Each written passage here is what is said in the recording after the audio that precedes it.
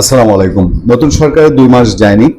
এই 2 মাসে কখনো কখনো অভিযোগ করা হচ্ছে যে আওয়ামী লীগের লোকজন বিএনপিকে ভোট দিয়েছে, কিন্তু বিএনপি কথা রাখছে না। কথা রাখছে না বলতে কথা হয়েছিল কিনা তাও জানি না, কিন্তু বিএনপি সেটার প্রতিদানটা ঠিক মতো দিচ্ছে না। কারণ হচ্ছে আওয়ামী লীগ নিষিদ্ধ হোক এরকম একটা আইন, যেই আইনের প্যাচে পড়ে আওয়ামী লীগ নিষিদ্ধ হতে পারে বা বলা যেতে পারে, সেরকম আইন বিএনপি সংসদে পাশ করেছে।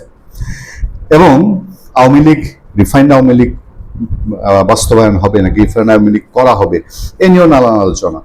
স্পিকার শিরিন শারমিন চৌধুরীকে, সাবেক স্পিকার, তাকে হঠাৎ করে আবিষ্কার, তারপরে জেল, তারপরে জামিন, দ্রুততার সাথে জামিন। তো প্রশ্ন হচ্ছে যে স্পিকারকে দিয়ে কি একটা রিফর্ম আওয়ামী লীগ করার চেষ্টাটা এটা বিএনপি করবে কিনা?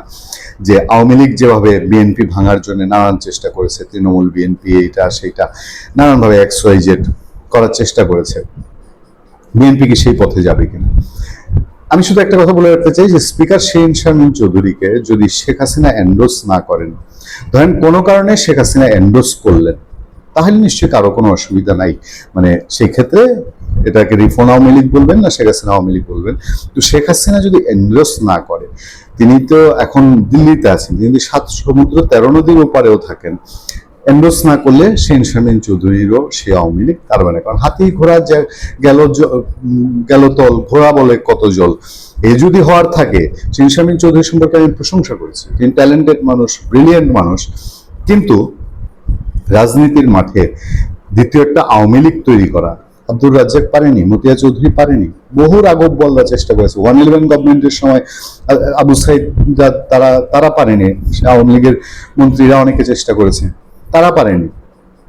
ফলে শিরিন শারমিন চৌধুরী পারবেন, এটা চিন্তার বাইরে। এ সময়ের মধ্যে নতুন আবার একটা টার্নিং পয়েন্ট আছে। টার্নিংটা হলো যে এর আগে এই সরকার আসার পর পর্যন্ত আওয়ামী লীগ পথে ঘাটে সেভাবে মিছিল করেনি, কিন্তু এবার 2-3টা মিছিলের খবর পাওয়া গেছে। আমরা বরিশালে মিছিল হয়েছে শুনেছি। আরেকটা খবর বলা হচ্ছে চট্টগ্রামে গ্রেফতার নেতা কর্মীদের মুক্তি ও আওয়ামী লীগের কার্যক্রমের উপর নিষেধাজ্ঞা প্রত্যাহারের দাবিতে বিক্ষোভ মিছিল করেছে নিষিদ্ধ ঘোষিত ছাত্রলীগ ও যুবলীগ। শুক্রবার দুপুরে নগরীর বাইজিদ বোস্তানি থানার কোয়াইশ অক্সিজেন সড়কের অন্যান্য আবাসিক এলাকায় এই মিছিল হয়। রাতে মিছিলের ভিডিওটি সামাজিক যোগাযোগ মাধ্যমে ছড়িয়ে পড়লে বিষয়টি জানাজানি হয়। ভিডিওতে দেখা যায় মিছিলে 40-50 জনের একটি দল আওয়ামী লীগের গ্রেপ্তার নেতা কর্মীদের মুক্তির দাবিতে স্লোগান দিচ্ছে। তাদের বেশিরভাগের মাথায় লাল টুপি ছিল।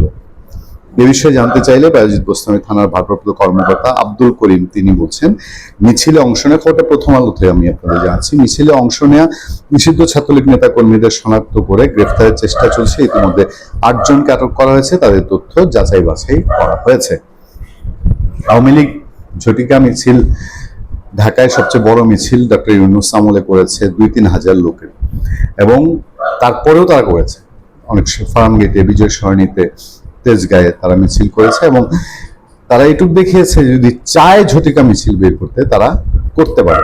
কিন্তু রাজনৈতিক গতি পরিবর্তন এবং নিশ্চয়ই দেন দরবার কিছু চলছিল। আমরা আলোচনা করব দিল্লিতে, দিল্লি প্রেস ক্লাবের সাবেক সভাপতি গৌতম লাহিড়ীর সঙ্গে, যে বলা হচ্ছে যে শেখ হাসিনা ফেরত দেওয়ার ব্যাপারটি বিবেচনা করবে ভারত, সেইটা কতটুকু কি আসলে, এবং এই যে পর্দার আড়ালে শিরিন শারমিন চৌধুরী, তাকে কেন পর্দার সামনে আনা, কেন ঝটিকা, তার মুক্তি, এই সব কিছু, এবং আওয়ামী লীগের এই ঝটিকা মিছিল, এটা কি নতুন কোনো আওয়ামী লীগ নিয়ে বার্তা দিচ্ছে কিনা? ভালো থাকবেন, সুস্থ থাকবেন। আপনার সাথে আমি আতিক রহমান, পূর্ণিয়া।